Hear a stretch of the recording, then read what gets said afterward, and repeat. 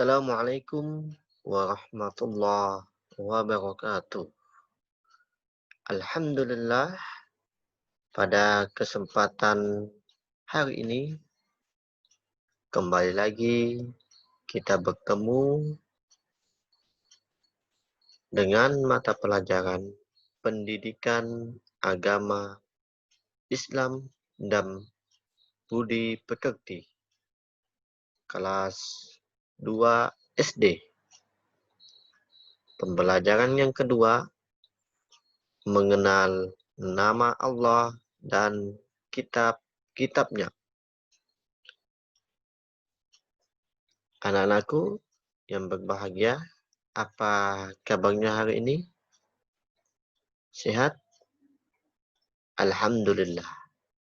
Semoga kita senantiasa diberi kesehatan oleh Allah Subhanahu wa taala sehingga segala aktivitas kita khususnya pada hari ini proses belajar dan mengajar mudah-mudahan bernilai ibadah di sisi Allah Subhanahu wa taala. Amin amin ya rabbal alamin. Pada pembelajaran kedua ini, kemarin sudah kita membahas tentang mengenal nama-nama Allah Subhanahu wa taala, yakni Asmaul Husna.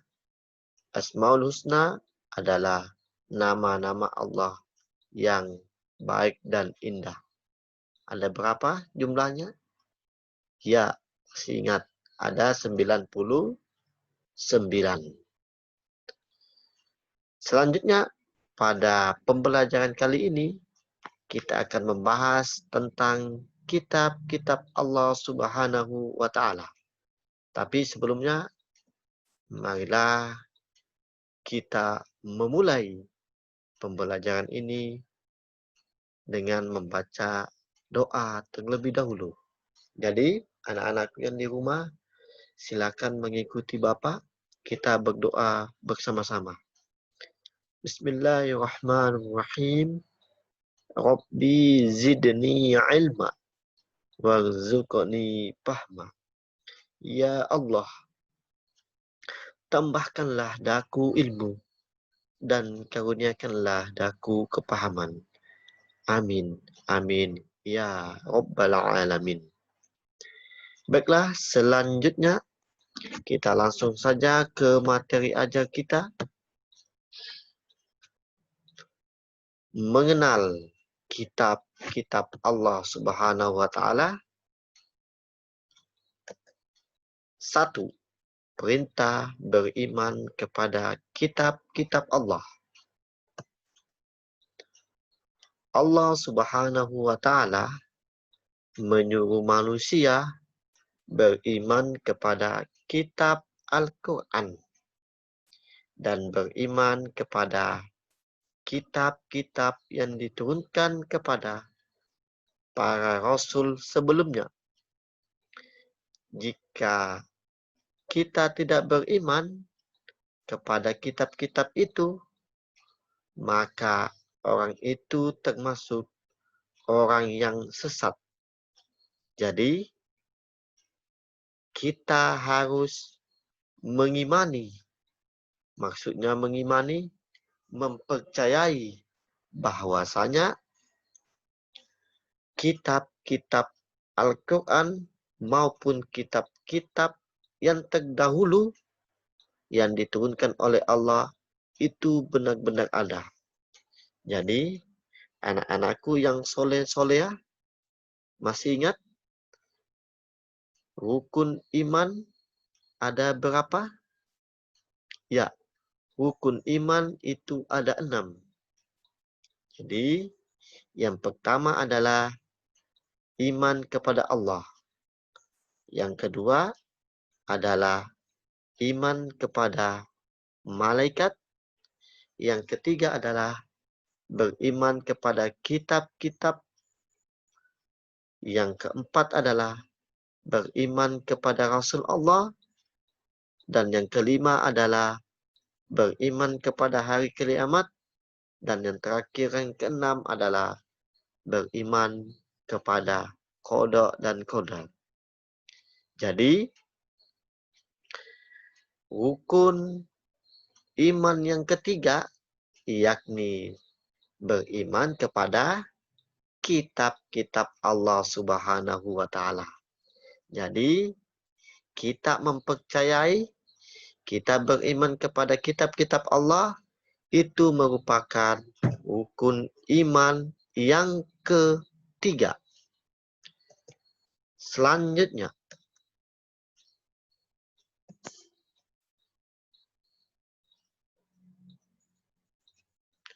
bagaimana cara kita beriman kepada Allah?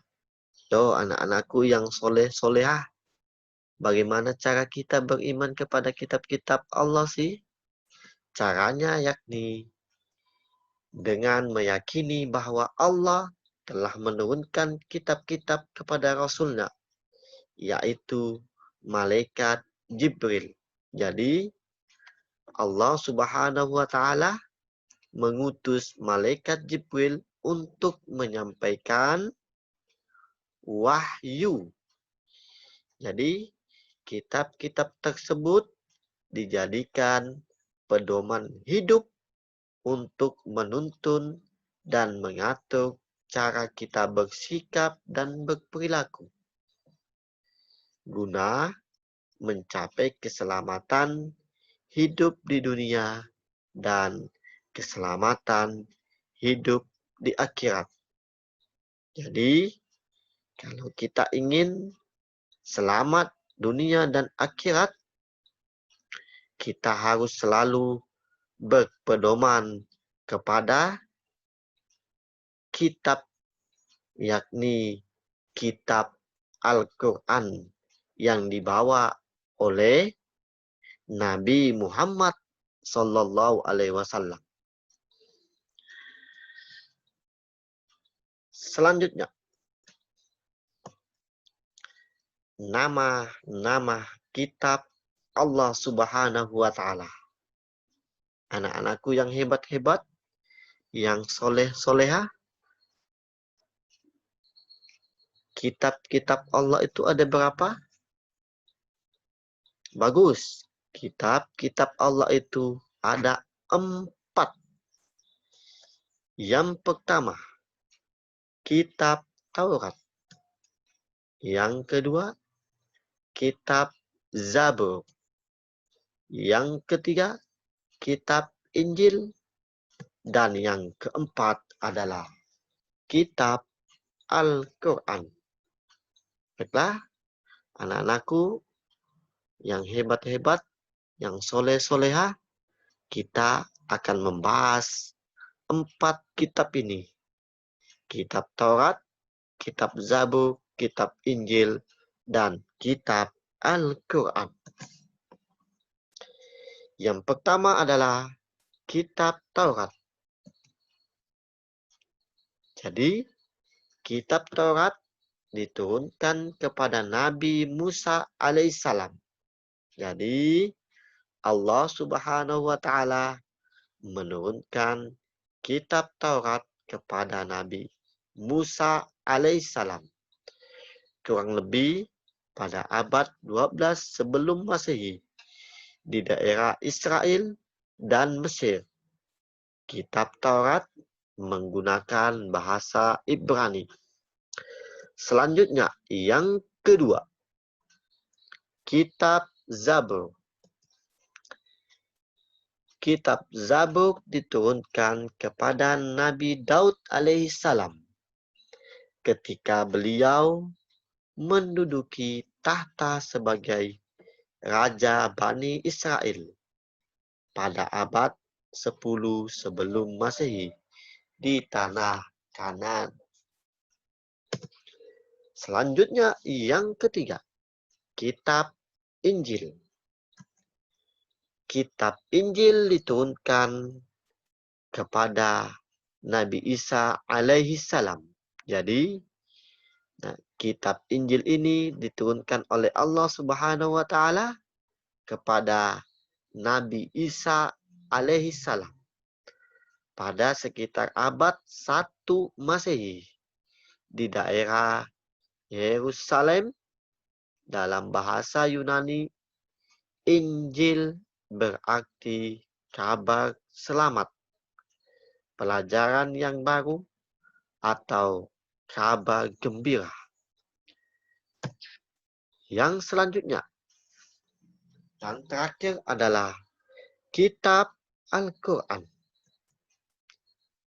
Kitab Al-Quran diturunkan oleh Allah Subhanahu wa Ta'ala kepada Nabi Muhammad Sallallahu Alaihi Wasallam pada abad 6 Masehi di kota Mekah.